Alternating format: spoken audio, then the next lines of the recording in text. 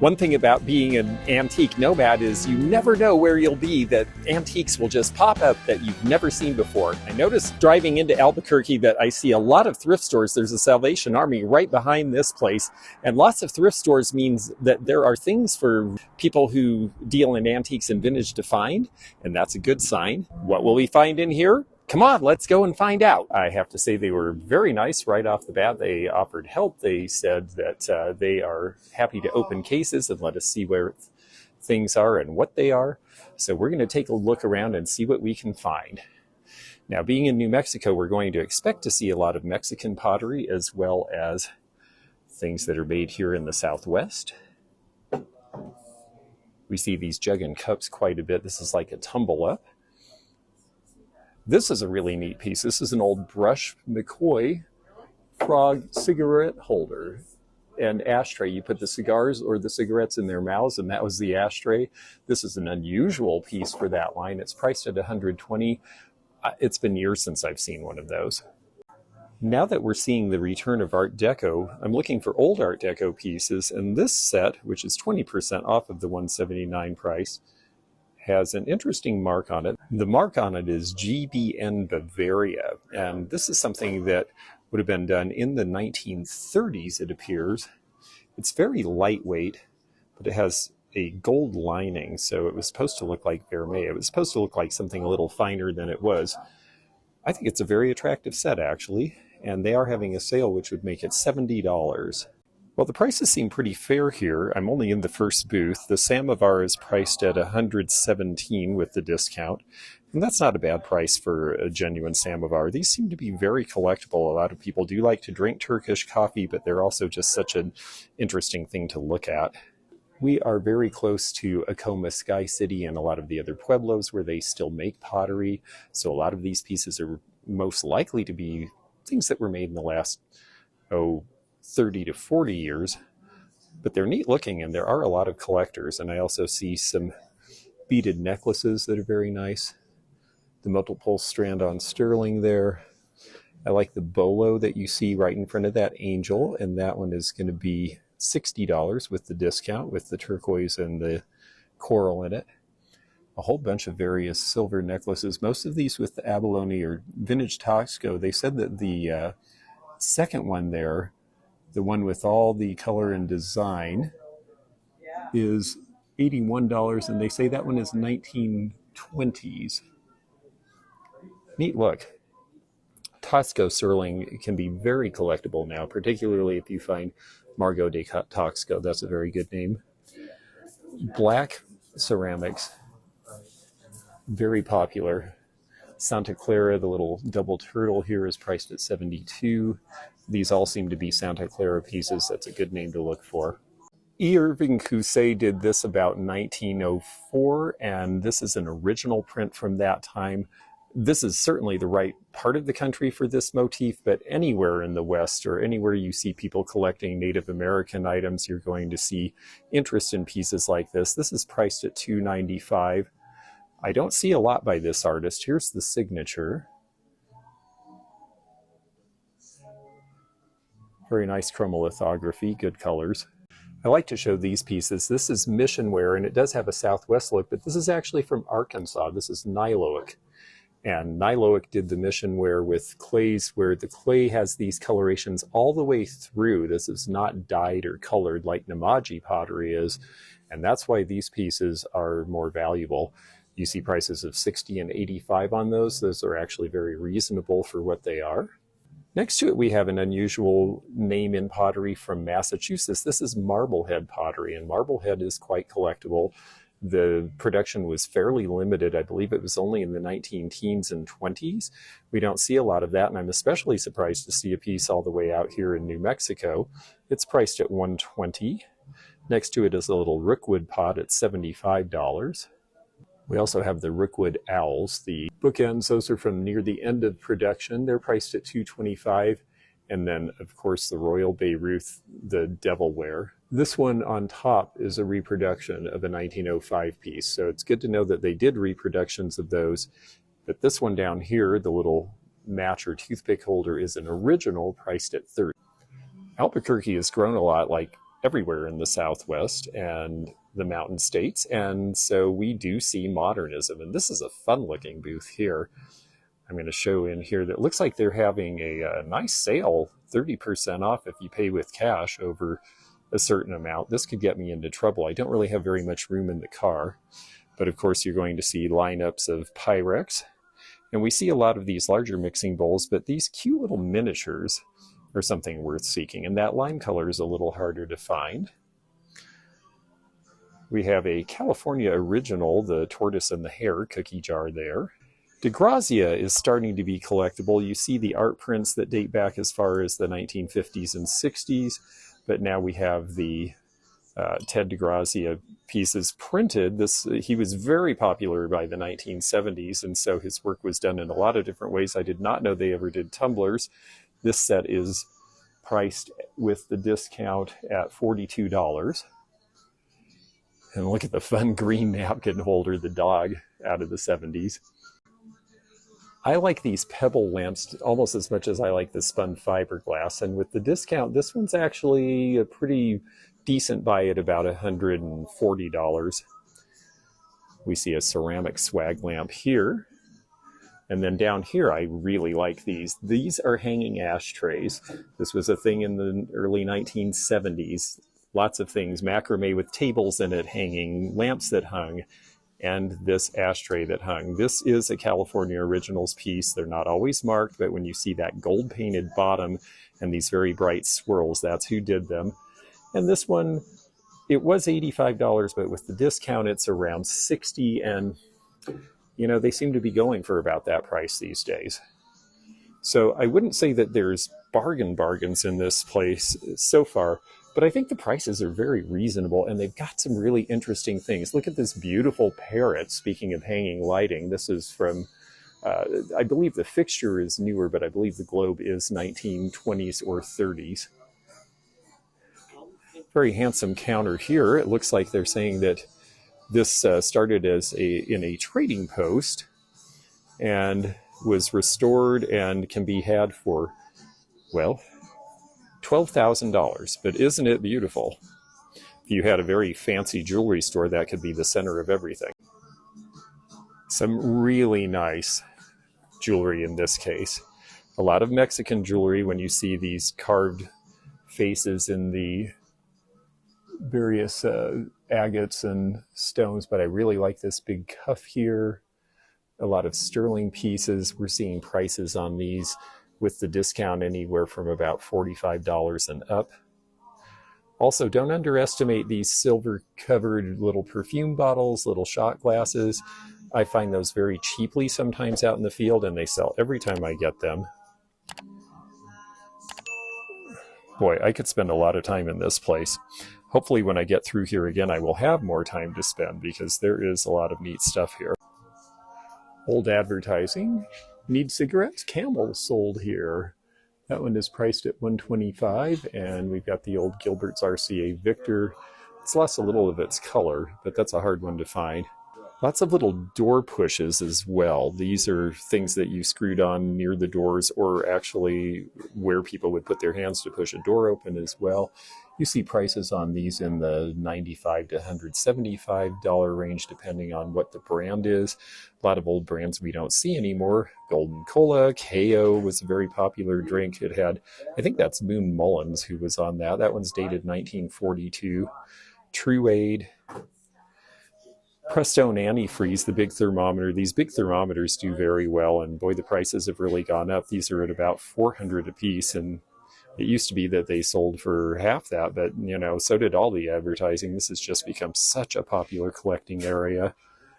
Here we've got the Fresh Up with 7-Up and another KO with the slate boards there.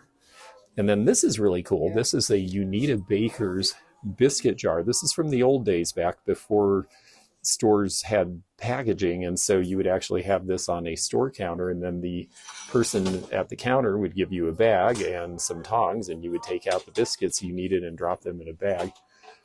This one is priced at $175. That's a pretty fair price for what it is. I like to show these Fostoria angelfish. They have such great faces. They seem like they have a sour disposition, but I love the upturned face and the way they pulled the arms to make the fish fins. That one is priced at $58 before the discount. Everyone seems to be having sales because we're right after the holidays now. And then down here, this piece is a Troutman art glass owl. Troutman is another one of our smaller studios. And boy, they've got the owls here. And then this one in the back, this is a very hard piece to find. This is Iitala, and this is a finished piece. This is an Oivatoika design, and it is signed.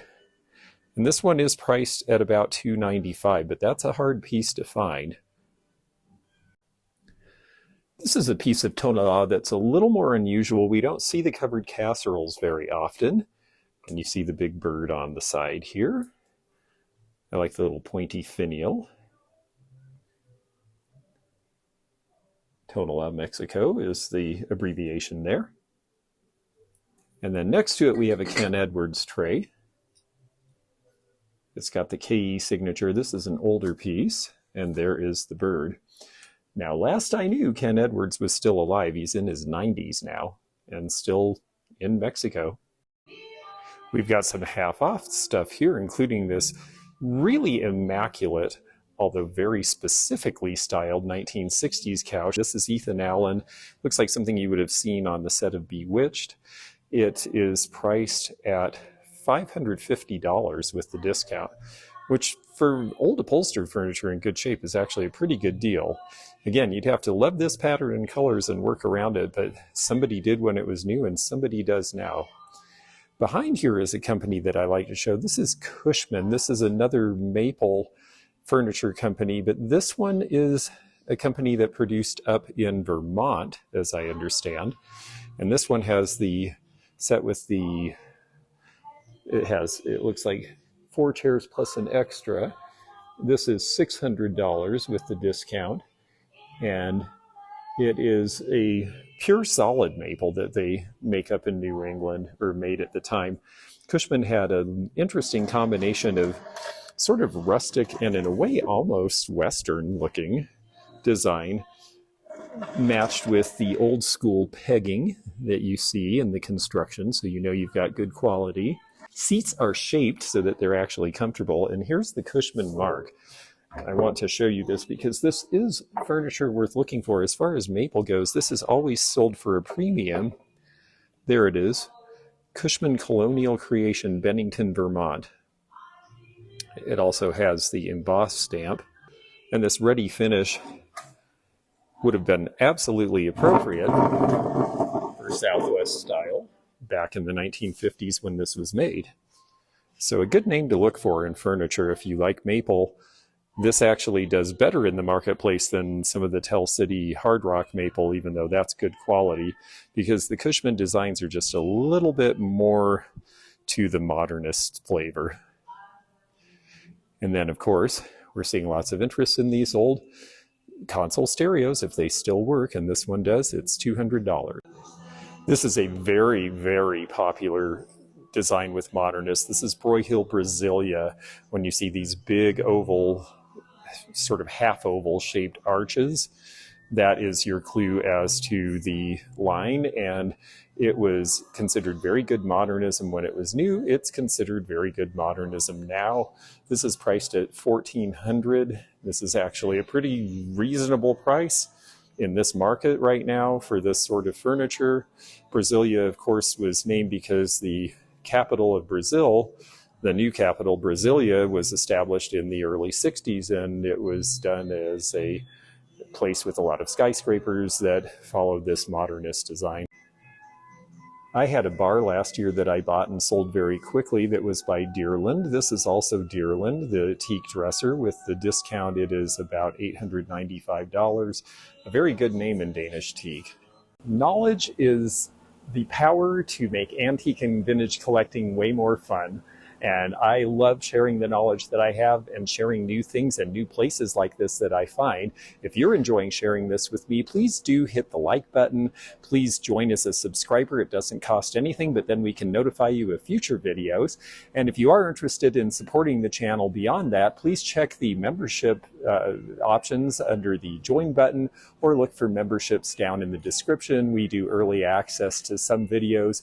We do some level 2 and level 3 member perks, including a level 3 live chat every month. So we'd love to have you join us there too. If you want to have your own party of Masons, well, you can do it buying the old bobbleheads. These are $75 each. They're from the 1950s. These were things that people would buy when they went to the conventions.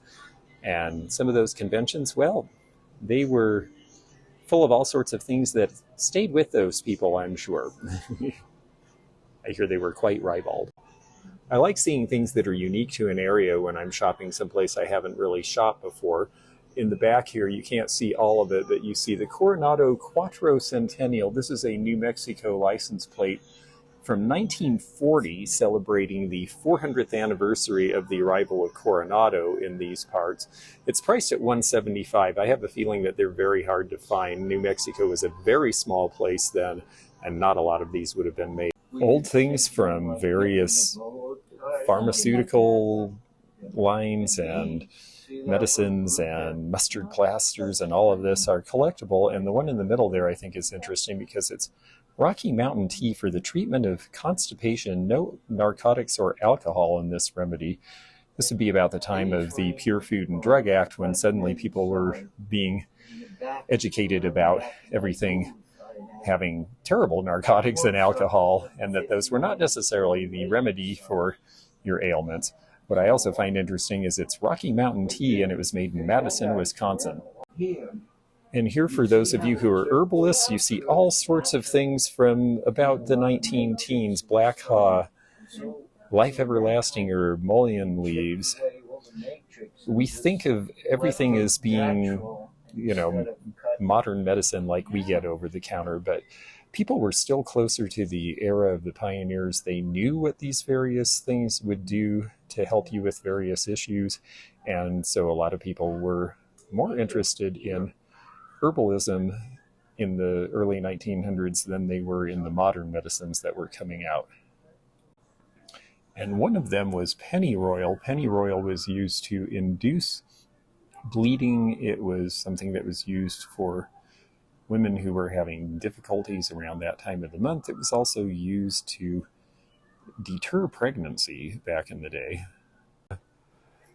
Well, the gentleman here who works here said that it was okay to film his jewelry, and I'm so happy because he has a really wonderful turquoise squash blossom there, castle dome, made in Chile in the 1950s, so this would be considered old pawn. Can you tell me a little bit about castle dome turquoise? I don't really know much about it. Globe, Arizona, the world's biggest copper mine, 50 miles across. On one side of it, they found the Sleeping Beauty turquoise, that 3-nugget, that Sleeping Oh, yes, Beauty. that's Sleeping Beauty. Okay. And on the other side, they found Castle Dome. In 2012, both of those deposits were totally Played out. So that's it. What there is what we get. And what a beautiful bright color of blue. There, before the Persian turquoise, the Castle Dome was the bluest. Oh, how interesting. Old Kingman, like the third one in there, was also blue. But nowadays, see the big ring? The Kingman looks more like a lighter blue, like more of a robin's egg even, or a greenish. Thank you so much. That was really interesting. And then this piece here is El Hildreth's sign, and this fellow obviously knows his stuff. I'm so glad he just happened by right when we were going to film this, because I love Native American jewelry. It's so popular right now. But those sorts of details are the things that you really need somebody who's a specialist. I'm a good generalist with a lot of general information, but I rely on specialists to teach me more. So let's see what else we can find here. This one says that the artist is Kina with the snake on it, and that is a different kind of turquoise with those fissures in it. And this one, he said, was high-grade Persian turquoise.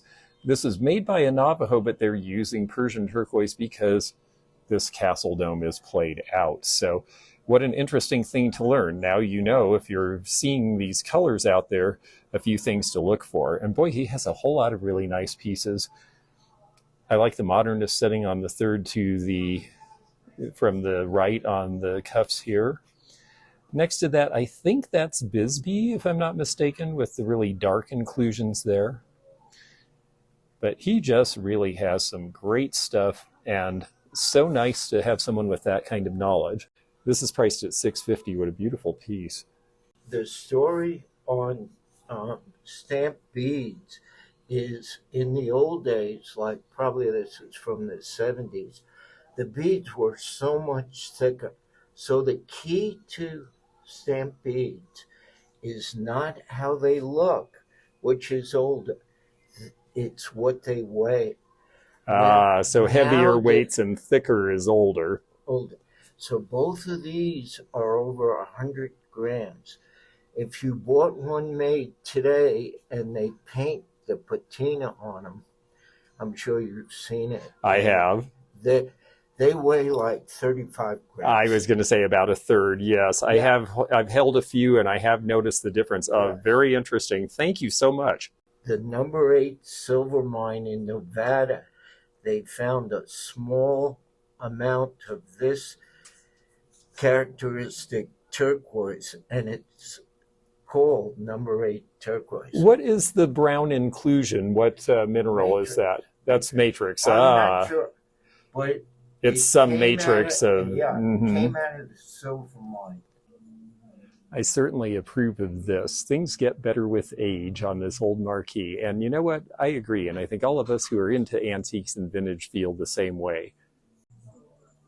Some old Kodak signs here. I like to take pictures of Kodak stuff because I've got a big collector in Washington State who likes these. These are priced at $65 each. I like the way they have them framed. The frames obviously are more recent, but the images, you can tell, looking at the way the little girl has her hair done, are going to be from about 1970. Now, maybe this would have been for Schroeder on the Peanuts gang, because this is the largest show and HUD toy piano I've ever seen. This one is a baby grand. I actually know people who use these in classical music today because it gives a little different style and a little different sound. Isn't that cute? Old Western style cafe ware is definitely collectible. We see this one from Rod's Steakhouse in Williams, Arizona. And I have picked up pieces of Rod's Steakhouse all over the country. I think it was something that people pocketed and took with them after they had their meal. It must have been a good place. Drove through Williams on the way here, actually. And let's see if we can see what the price on this is. It is... with the discount, they are doing a sale right now, and so they would be at about $35, which is about the regular rate on those. Next to it, you see this ashtray, but Gott mit uns actually is the German imperial slogan from the First World War. So I believe that that actually was made as trench art. It is priced at about $36 also. I'm a big fan of bookends. These are Pompeian bronze. This is a company I haven't really been able to show you before, so this is fun to see. And look at the wonderful size and the painting and the detail in these. These are from about 1930. They are priced at about $175. A perfectly fair price for this. Pompeian bronze is considered better quality from the era. A neat line of tin these would have been penny toys or little wind-ups, maybe a little better than a penny toy, but little wind-up cars from the 1930s. The one on the left, the red, is a Chrysler Airflow from 1934. Next to it, we have a circa 1930 sports car. We have a race car there. These are all priced in about the $35 to $75 range, depending on whether they work, which oftentimes they don't, and also the condition of the paint. And boy, they've got a big selection of Pyrex here. and kitchenware in general. They also have a big selection of earlier Tupperware in all of the fun colors. Now, lest you think that we don't talk about true antique things, well, here are mammoth bones. A mammoth tibia priced at $450. 2 molars priced at $2,600. Another leg bone here. They do find mammoth pieces around. They found some in the area near the Olympic Mountains when I was a child, from mastodons actually. So you can get these ancient fossils in antique malls sometimes. Look at this neat screen made out of teak. This is a classic. You see these in a lot of mid-century homes. Collectors love these. This one is called a Kumiko room divider. They were Japanese design. It's a particular style of woodwork, and this one is priced at about $650 after the discount. This actually is a really great space. Again, a lot of neat modernism that I'm seeing here in Albuquerque, and I have to say that it definitely makes me want to come back. The cork lamp is really cool. A lot of people ended up sticking notes in those with push pins and things, so when you find them, make sure the cork is in pretty good shape, which this one is, because it makes a big difference. That one with the discount is only about $100. I think I could sell that for a profit in Washington. This is a really cool piece. This is Viking, and they call this the bullseye. It used to be these were sleepers and people didn't know what they are. Well, now they do. Even with the discount, this one is priced at about $48, and I do think, especially in the ruby, they sell that much and higher. The Lane Siamese cat lamp with the 2 Siamese and the turquoise eyes is another mid-century classic, and let's see what they have that priced. With the discount, it looks like about $145. I can already tell this place is quite large, and I'm going to have to come back when I have more time. One problem about being the antique nomad is sometimes I'm on a schedule and I don't get to see as much as I'd like. Now, this is a Stickley Revival mantel clock from 1994. It definitely has the look, but they're not pretending that it's old. But it is on a very nice round oak table that has some good detail in the bottom. And this is going to date to right about 1900. You see the wooden casters. You see the cutout there. Albuquerque is a very old city. It actually was founded in 1706, and there is a neat old town that's worth seeing.